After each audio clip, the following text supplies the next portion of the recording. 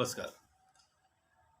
आज मैं आपको एक ऐसे शख्स से मिलवा रहा हूँ जो पेशे से डॉक्टर है, शिशु रोग विशेषज्ञ है, लेकिन ये उसकी मुकम्मल पहचान नहीं है। दरअसल वे जितने अच्छे डॉक्टर हैं, चिकित्सक हैं, उतने ही अच्छे वो साहित्यकार हैं। कहानियाँ लिखते हैं, उपन्यास लिखते हैं, कविताएं लिखते हैं और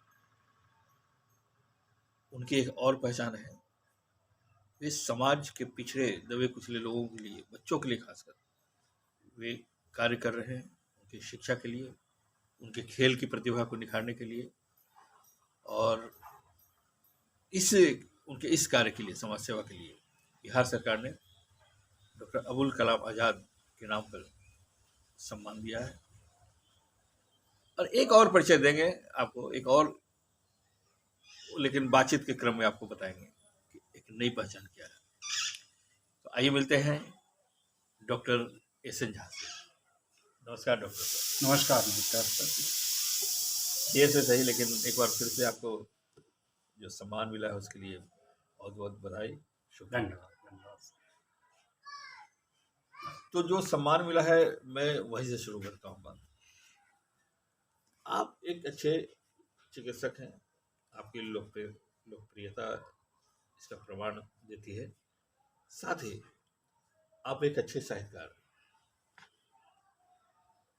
लिखना अपने आप में बहुत बड़ा काम है और समय मांगता है, और जो पेशे से आप चिकित्सक हैं उसमें भी समय है। इतना समय आप इन दोनों चीज़ों में लगाकर आप समाज सेवा के लिए कैसे वक्त निकाल पाते हैं? देखिए, किसी ने ठीक ही कहा ना कि समय तो रबर के समान होता है। आप उसके खींच के उसे बढ़ा सकते हैं। सब कुछ निर्भर करता है कि आपका इंटरेस्ट क्या है और टाइम मैनेजमेंट आपके पास कैसा है। ऐसा नहीं है कि प्रोफेशनल वर्क को मैं छोड़ देता हूँ। कभी कभी थोड़ा बहुत तो समझौता करना पड़ता है, लेकिन अपना प्रोफेशनल वर्क करते हुए भी आपके पास समय इतना रहता है कि यदि आप ठीक से मैनेज करें तो कर सकते हैं। लिखने का काम मैं सुबह करता हूँ, 5 से 6 तक करता हूँ, ज़्यादा देर तक नहीं लिखता हूँ। किसी दिन एक पैराग्राफ, एक पंक्ति, आधा पन्ना, एक पन्ना मैं लिख लेता हूँ तो समझता हूँ कि काम है, लेकिन रोज़ लिखने का प्रयास करता हूँ। उसी तरह से समाज सेवा का काम है, वो टीम वर्क है, अकेले नहीं होता है। वो आपके पास अच्छी टीम रहेगी तो काम होता चला जाएगा। तो टीम वर्क है। मैं गाइड करता हूँ, सिर्फ एक गार्जियन की तरह रहता हूँ। काम करने वाले बहुत सारे अच्छे लोग मेरे साथ जुड़ गए हैं, इसलिए सब कुछ हो जाता है। नहीं, चूँकि आप खुद एक अच्छे पूरी तरह से लगते हैं, शिद्दत से लगते हैं, इसलिए आपको अच्छे लोग निश्चित रूप से मिले हैं और इसीलिए आप इतना बड़ा काम कर रहे हैं। एक चीज़ और है, आप फेसबुक पे बहुत सक्रिय रहते हैं। जो पढ़ने लिखने वाले लोग हैं, जो आपकी तरह जो चिकित्सक हैं, वे बहुत कम फेसबुक पे रहते हैं। तो आप, मैंने, क्या आपका शौक है या फिर एक बार समय की ही बात होगी कि आप इसके लिए कैसे समय निकाल लेते हैं? ये शौक भी है, एक मनोरंजन भी है और एक अपने आप को रिफ्रेश करने का भी तरीका है। ठीक है, पेशेंट देखते देखते तो आदमी थक ही जाता है। एक बहुत बड़े डॉक्टर का उदाहरण मैं देना चाहता हूँ, डॉक्टर शिव नारायण सिंह जी। इतना बड़ा तो अभी शायद ही कोई हो पाएगा। तो वो पेशेंट देखते देखते बीच में शिकार हो जाने लगे थे, जिससे कि थोड़ा सा वो फ्रेश वो फिर से हो जाते थे। तो फेसबुक वगैरह में आपको ये है ना कि आपको मेंटली अलर्ट रहना पड़ता है और हर क्षेत्र के बारे में आपको सोचते रहना पड़ता है। इसलिए सिर्फ वो टाइम पास ही नहीं है, आपके सारे फैकल्टीज़ को वो टेस्ट भी करता है और जगाए रखता है। इसलिए मैं उसे इंजॉय करता हूँ। अच्छा, समाज सेवा आप करते रहे हैं और आप कभी आपने अपने को उजागर करना है, लाइमलाइट में रहना है, समाचारों में बने रहना, ऐसे भी आप आपकी कभी मंशा नहीं दिखी है। लेकिन जब सरकार, बिहार सरकार ने आपके कार्य को से संज्ञान लिया, आपको सम्मानित किया, तो आपको लगता है कि अब आपके ऊपर जिम्मेवारी कुछ बढ़ गई है, दायरा बढ़ाना पड़ेगा कार्य का? ये स्वाभाविक है। आप यदि कुछ डिज़र्व करते हैं तो आपको कुछ मिलता है, और जब कुछ मिलता है तो उसको जस्टिफाई करते रहना पड़ता है। यदि एक बार आप ग्रेजुएट बन गए तो आपको उस ज्ञान के लेवल को तो मेंटेन करना पड़ता है। डॉक्टर बन गए तो आपको उस ज्ञान के लेवल, इसलिए यदि पुरस्कार मिल जाता है तो ऐसा नहीं कि that is the end of the journey. जी। You may say that this is the beginning of a journey. आपको फिर से काम करते रहना पड़ता है, ये उत्साह देता है। और इसमें ये होता है ना कि सेकेंडरी फैक्टर्स आ जाते हैं। जैसे पुरस्कार मिला मुझे, तो मेरे सारे फ्रेंड्स बहुत ही खुश थे और सबों ने सहयोग करने की बात की। तो उसकी वजह से आ जाता है कि अब मैं अकाउंटेबल सिर्फ अपने प्रति नहीं हूँ, वो फ्रेंड्स के प्रति भी हूँ जो लोग जी। सहयोग कर रहे जी। हैं, जो उन गरीब बच्चों के लिए पैसे भेज रहे हैं, कपड़े भेज रहे हैं, किताबें भेज रहे हैं। तो मैं तो उनके प्रति भी अकाउंटेबल है, इसलिए जिम्मेदारी थोड़ी सी बढ़ जाती है। अच्छा, अच्छा, अभी तक के जो कार्य करते रहे समाज सेवा के क्षेत्र में, तो किस तरह के काम करते रहे आप? देखिए, मैं जमुई में जब आया ना 88 में, तो मैं कह सकता हूँ कि असफलता आपको बहुत सारी नई दिशाएं देती हैं। नई जगह थी और जी। उसमें लोगों के पास पैसे भी नहीं थे, कम्युनिकेशन नहीं था, तो सो कॉल्ड जो प्रैक्टिस करते हैं डॉक्टर्स की, वो मेरे पास कुछ ज़्यादा नहीं थी, कम ही थी। तो उसे मुझे मौका मिल गया कि मैं दूसरे कामों में अपना समय निकालूं। तो सबसे पहले हम लोगों ने वहाँ फुटबॉल शुरू किया अच्छा। और सारे हमारे डॉक्टर्स भी आ गए, फिर नए नए लड़के भी आ गए, तो हम लोग काफ़ी खेलते रहे। उसके बाद एक संस्था बन गई दस्तक, आप तो जानते ही हैं। जी। तो उसमें बैंकर्स थे और कुछ लोकल थे। डॉक्टर राम कुमार ठाकुर हैं ग्रामीण बैंक वाले, वो जी। बहुत अच्छे क्विज मास्टर हम लोग को मिल गए। तो हम लोगों ने वहाँ शैक्षणिक कार्य किया, डिबेट कराते थे, क्विज कराते थे, ऐसे करते थे, उसका भी स्पोर्ट्स कराते थे। तो इस तरह से समाज के हर कोने में हम लोग का कुछ न कुछ सहयोग रहा। तो वहाँ शुरू हुई। दस्तक की सफलता ने हमें और प्रोत्साहित किया। वहाँ के सारे लड़के जो फर्स्ट सेकंड थर्ड किए हैं, वो भी बहुत अच्छे अच्छे पोस्ट पर हैं। उसके बाद का दौर जो आया, वो थोड़ा लल पीरियड था, जब सारे बैंकर्स लोग का ट्रांसफ़र हो गया, हम एक दो आदमी बचे, तो कुछ दिन खामोशी रही। फिर हम लोग का ध्यान गया, जब मरीज आते थे मेरे पास दूसरा कम्युनिटी के, तो बड़ी निराशा होती थी उन लोगों की स्थिति देख के। खासकर गरीबी नहीं, उन लोगों का लैक ऑफ अवेयरनेस वो बहुत ख़राब है। तो मैं और मुकेश्वर जी दिन बैठे थे, हम लोगों ने कहा कि इन लोगों के लिए कुछ किया जाए। तो हम लोगों ने कहा कि बिना शिक्षा के इन लोगों का विकास नहीं हो सकता। आप लाखों रुपए दे दीजिएगा तो विकास नहीं होगा, दारू पी के छोड़ देगा ये। तो हम लोगों ने स्कूल शुरू किया। एक एक सेंटर हम लोग चलाते थे, उसमें तो कम पैसे ही देते थे जो टीचर थे, और कोशिश करते थे कि उसी गांव के किसी लड़के को हम लोग एम्प्लॉय कराएं। फिर 5 सेंटर हुआ, फिर 15 सेंटर हुआ। तब नज़र आने लगा कि नहीं, काम करने से कुछ फ़ायदा होता है। हम लोग का एटीट्यूड टुवर्ड्स लाइफ बदल गया, जीने का तरीका बदल गया। पढ़ने में भी लोग मैट्रिक पास करने लगे। पहले तो बस्ती के बस्ती चले जाइए, एक मैट्रिकुलेट नहीं मिलता था। उसके बाद इधर पिछले साल से कुछ सहयोगी संस्थाएं आ गई, तो अब 56 सेंटर हम लोग का चल रहा है। और आप देखिएगा तो अब तो विश्वास नहीं हुआ कि ये वही बच्चे थे और हमसे जुड़े हुए थे। वो अब मैट्रिकुलेट, तो हमको लगता है कि हर साल 40-50 बच्चे मैट्रिक पास करते हैं, बच्चियाँ भी करती हैं। इंटर में 2 फर्स्ट डिवीज़न से पास की मुसहर बच्ची इस बार। अच्छा। और ग्रेजुएशन में कई लड़के हैं, पोस्ट ग्रेजुएशन में भी 2 लड़के भी आ गए हैं। तो अब अच्छा लगता है। और हम लोग का उद्देश्य था कि यदि हम लोग 10वां तक भी पढ़ाते हैं ना बच्चियों को, तो अपनी अगली पीढ़ी को ये लोग पढ़ा लेंगे। जी।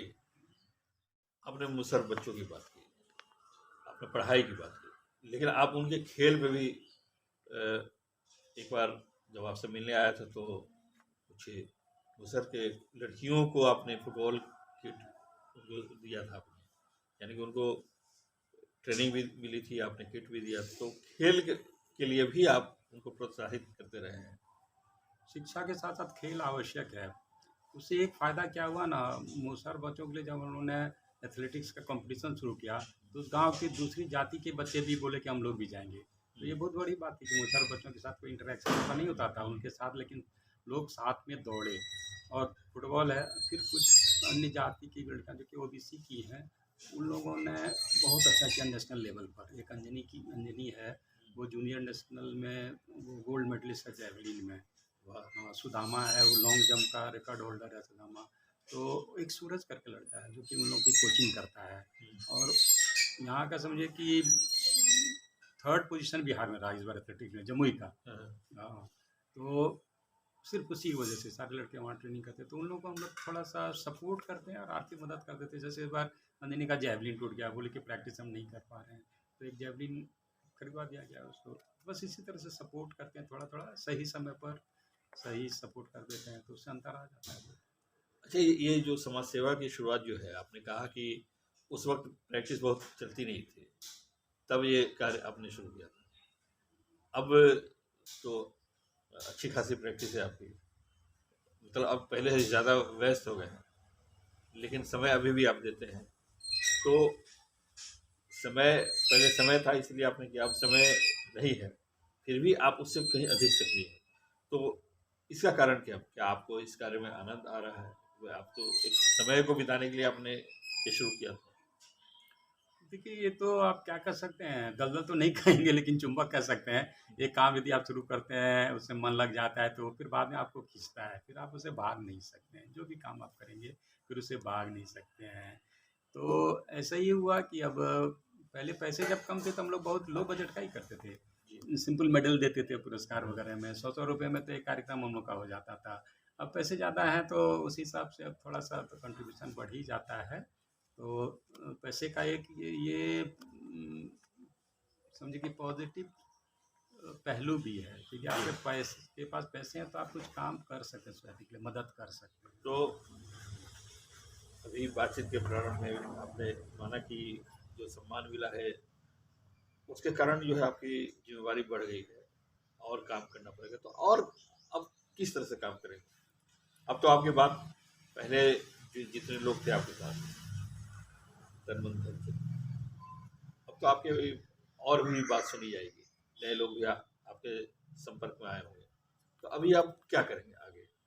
देखिए, जैसे ही पहले हम लोग का गोल छोटा था, पहले हम चाहते थे कि साफ सुथरा रहे, समाज में मिल जुल सके दूसरी जाति के लोगों से, और थोड़ी पढ़ाई हो जाए।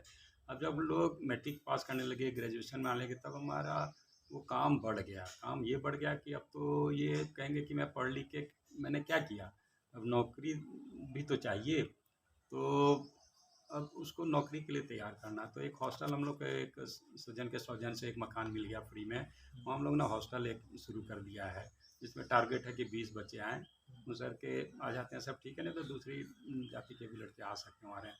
उन लोगों को हम लोग तैयार करेंगे कि जॉब के लिए, और यदि जॉब नहीं मिलता है तो सेल्फ एम्प्लॉयमेंट के लिए। क्या कि जॉब मिलने के साथ समस्या है कि ये जिस ग्रुप में हैं, वहाँ 2 और जातियाँ हैं जो कि दलित हैं, महादलित हैं, वो काफ़ी आगे बढ़ चुकी हैं। तो उन लोग से कम्पीट करना थोड़ा-सा मुश्किल इन लोगों के लिए होगा, इन लोग को ज़्यादा मेहनत करनी पड़ेगी। तो यदि जॉब नहीं भी मिलता है, तो हम लोग सेल्फ एम्प्लॉयमेंट के लिए तैयार करेंगे उन लोग को। तो अच्छा, अभी आप जमुई में काम कर रहे हैं, सम्मान चूंकि बिहार सरकार की तरफ से मिला है, तो कहीं ना कहीं लगता है कि आपका क्षेत्र में बढ़ना चाहिए, मेरे जमुई से कि आगे और जिलों में सेवा का कार्य मैंने करेंगे, ऐसा ऐसा है क्या योजना? देखिए, थोड़ा तो समय देना पड़ेगा बिना समय देते, और वो चूँकि मैं वहाँ रह रहा हूँ, क्लिनिक है, उसको छोड़ के तो मैं देवर से मेरा लगाव है, जुड़ाव है, और लेकिन वही बिना यहाँ रहे काम नहीं हो सकता, ये मेरा मतलब अच्छा, है। कभी ऐसा भी होता होगा डॉक्टर साहब कि आप जमुई में रहते हैं, जमुई में काम कर रहे हैं, देवघर से हैं आप, जन्म स्थान है, आपके मित्र लोग हैं, परिवार है, आप आते जाते रहते हैं, तो लोग ताना कसते हैं क्या कि आप ये देवघर के लिए कुछ नहीं करते? नहीं, ऐसा नहीं है कि मैं कुछ नहीं करता हूँ। ये एनआरआई की मीटिंग, एनआरआई कहने का मतलब है कि एनआरडी नॉन रेजिडेंट देवघरियाज की मीटिंग मैंने की थी।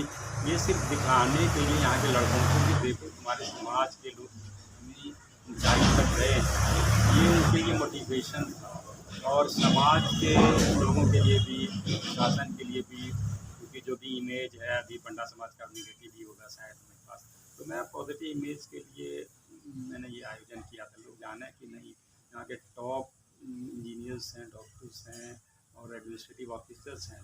दूसरा, ये फुटबॉल का एक एकेडमी मैंने शुरू किया था हिंदी विद्यापीठ में, हिंदी विद्यापीठ में। जहाँ तो 40 बच्चे वहाँ आ रहे थे, कोरोना कारण अंदर बंद हो गया है, लेकिन फिर अब तो कोरोना का वो सारा चीज़ ख़त्म हो रहा है, तो फिर से शुरू हो जाएगा। चेतराम जी कोऑपरेट कर रहे हैं, हिमांशु जी कोऑपरेट कर रहे हैं, चित्रांश जी के लड़के वहाँ पर कोच हैं। तो उस तरह से तो मैं कर ही रहा हूँ, और कुछ लोग साथ दें तो और भी कुछ होता है। पहले मैं हेल्थ चेकअप किया करता था महीने में एक बार आके, धर्मपत्नी समाज के द्वारा। फिर सारा कोरोना के कारण तो सब चीज़ डिस्टर्ब हो गया। तो उसमें ब्लड प्रेशर और डायबिटीज़ के लिए खास करके मैंने फोकस किया था। अजीब अजीब वहाँ केसेज आए। पहली बार डायग्नोसिस हुआ 450 blood sugar, blood pressure 120 diastolic, इस तरह के केसेस आते रहे। तो मुझे लगता था कि वो यदि हम लोग कंटिन्यू करें तो बेहतर होगा, कि इससे अर्लियर स्टेजेस में डायग्नोसिस हो जाएगा तो वो लोग थोड़ा सा प्रिकॉशन लेंगे। यहाँ की संस्कृति क्या कहिए, यहाँ का रिवाज ऐसा है कि यहाँ मिठाई और मटन बहुत ज़्यादा उसका उपयोग होता है। मैंने तो प्रयास किया था कि भाई थोड़ा सा परहेज़ किया करो। मैंने सजेस्ट भी किया था कि जैसे वेजिटेरियन नॉन वेजिटेरियन का आप बनाते हैं ग्रुप, तो उस तरह डायबिटिक टेबल अलग कर दीजिए, जहाँ रेड कॉर्नर में के जिनको डायबिटीज़ की बीमारी है उधर उधर मिठाइयाँ नहीं दीजिए, आप नमकीन दीजिए सिर्फ। तो मैंने ये सजेस्ट किया था, लेकिन जानते हैं ये सब तो ओल्ड हैबिट्स ना, वो जल्दी तो आदत छूटती नहीं है।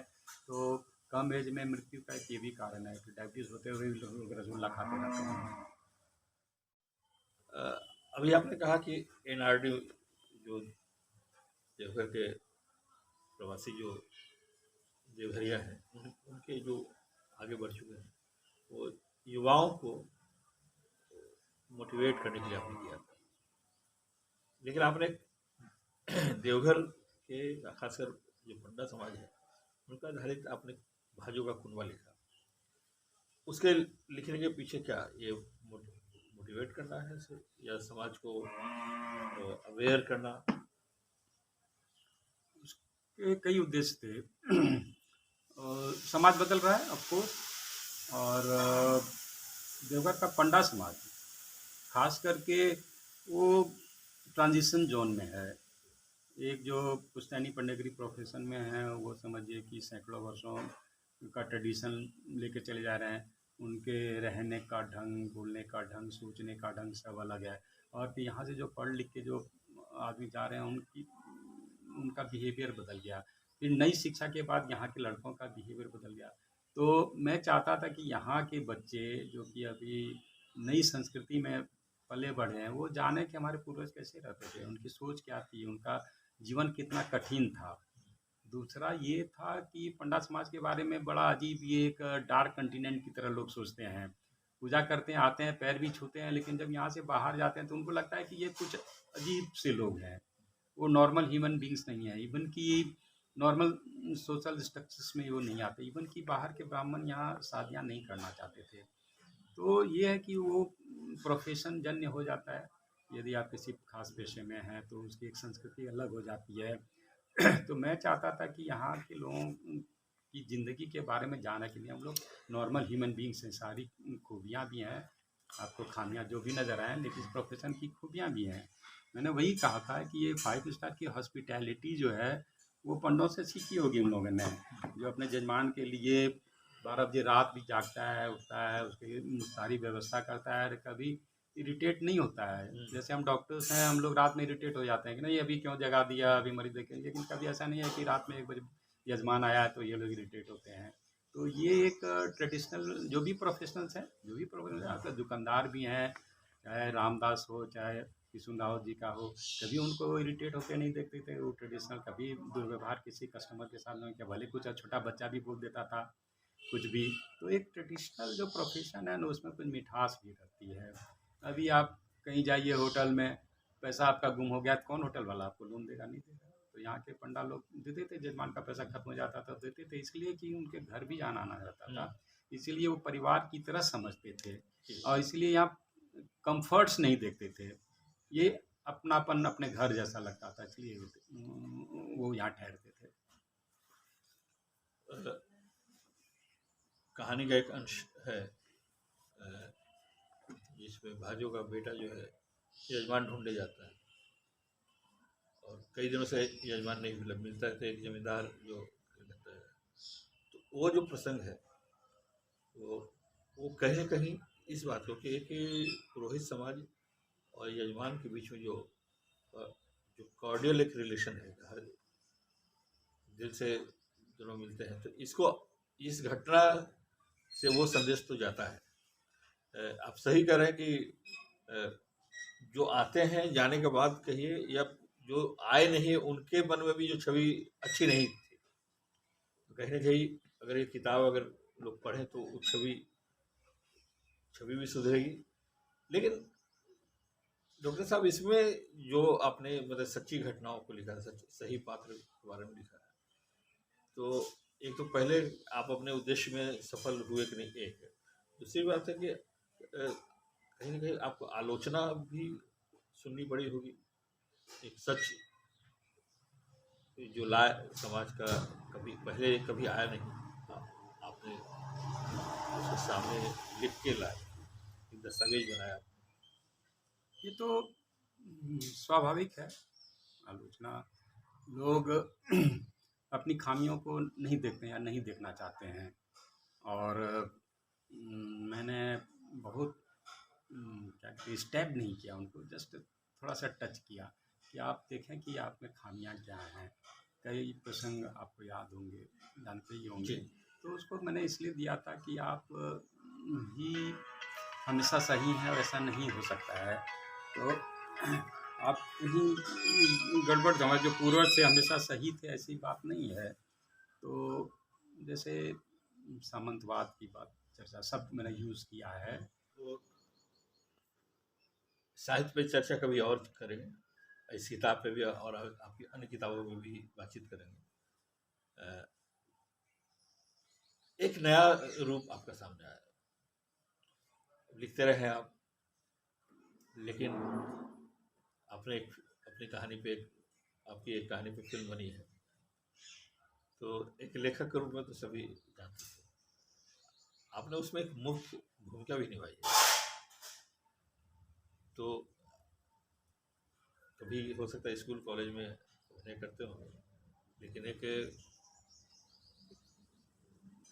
पेशेवर तौर पे एक एक्टर के रूप में आप आए, इसको आप किस रूप में देखते हैं? मतलब क्या लिखना तो आपका काम सभी जानते थे, लेकिन पहली बार आपको इस रूप से भी परिचित हुए। बहुत दिन से मैं उस कहानी पर शॉर्ट फिल्म बनाना चाहता था, लेकिन संयोग नहीं हो पा रहा था। तो इस बार जो अवार्ड सेरेमनी में जो असिस्टेंट डायरेक्टर साहब थे, रमेश चंद्रा जी, उनसे बात हुई, उनको मैंने किताब दी थी, तो उन्हें भी अच्छा लगा। और वो चूँकि पहले ही फिल्मी दुनिया में रह चुके हैं, तो उन्होंने कहा इस पर शॉर्ट फिल्म बन सकती है। तो मैंने कहा ठीक है, ओके, मैंने कर दिया। तो उन्होंने तुरंत डायरेक्टर को बुलाया, धर्मेश जी हैं, फिर वो अपना टीम शुरू हो गई। एक्टिंग मैं नहीं कर सकता, मैं बहुत ही शाय टाइप का लड़का था। मिडिल स्कूल में मंगलाऊ नाटक कराते थे सरस्वती पूजा में, तो रट रट के मैं बोल दिया करता था, लेकिन एक्टिंग नहीं है। तो यहाँ मुझे बहुत दिक्कत इसलिए नहीं कि मैंने ये करीब करीब सच्ची घटना पर आधारित है, और 90% इसका जो घटनाक्रम है वो घटित हुआ था कहीं पर स्टेशन में। सिर्फ क्लाइमेक्स मैंने बदला था या बनाया है। तो मुझे बहुत आसानी है, मैं वहाँ जो प्लेटफॉर्म पर मैं जो मैंने किया आप था। स्वयं एक्टिंग करना चाहते थे, आपने कहा, या डायरेक्टर ने कहा कि आप करें? नहीं, वो डायरेक्टर ने कहा कि आप ही कीजिए। हम कहे मैं कभी कैमरा फेस भी नहीं किया हूँ, मैं कैसे। बोला नहीं, चलिए ना, हो जाएगा। मैं ना तो और सब लोग तो आर्टिस्ट हैं, बने हुए आर्टिस्ट हैं, कालिदास रंगालय से जुड़े हुए हैं, सिर्फ एक नॉन प्रोफेशनल मैं ही था। बोला नहीं, चलिए ना, हो जाएगा, फिट हो जाएगा, क्योंकि आपको संवाद ज़्यादा है नहीं इसमें, बहुत ज़्यादा एक्शन नहीं दिखलाना है, सिर्फ एक गंभीर व्यक्ति का रोल करना है, इसीलिए हो गया। तो मुझे डर लगता था कि कहीं मैं मिसफिट तो नहीं हो जाऊँ, पूरी फिल्म मेरी वजह से ख़राब तो नहीं हो जाए। लेकिन मुझे लगता है कि सो चलेगा, एक्सेप्टेबल हो गया वो। चलिए, आपको शुभकामनाएं इसके लिए। और फिर जैसा कि मैंने बताया कि आपके साहित्य पे, और खासकर आपने तो किताब भी लिखी है अपने इंटर्नशिप के ज़माने की, यानी कि मेडिकल पीएम से कितने डॉक्टर निकले, बहुत सारे लेखक भी उसमें रहे, लेकिन शायद पहली बार आपने पीएमसीएच पे इस तरह के, इस शिद्दत के साथ, गंभीरता से आपने लिखा है, तो उस पर भी चर्चा करेंगे। आज हम इस बातचीत को यहाँ विराम देते हैं। शीघ्र ही फिर से उन मुद्दों पर बात करेंगे। धन्यवाद और नमस्कार सर। मैं अभी डॉक्टर संजय जी से बात कर रहा था जिन मुद्दों पे, एक नए काम पे जो मैंने शुरू में ही कहा था बताऊंगा, उससे आपका परिचय हुआ। फिर जल्द ही उनसे मुलाकात करेंगे उनके साहित्य पे, और उनके जो उनकी पढ़ाई के ज़माने में जब पीएमसीएच में पढ़ते थे उन दिनों के वाक़यात जो है आपके समक्ष पेश होंगे। तब तक के लिए आपसे विदा चाहते हैं। नमस्कार।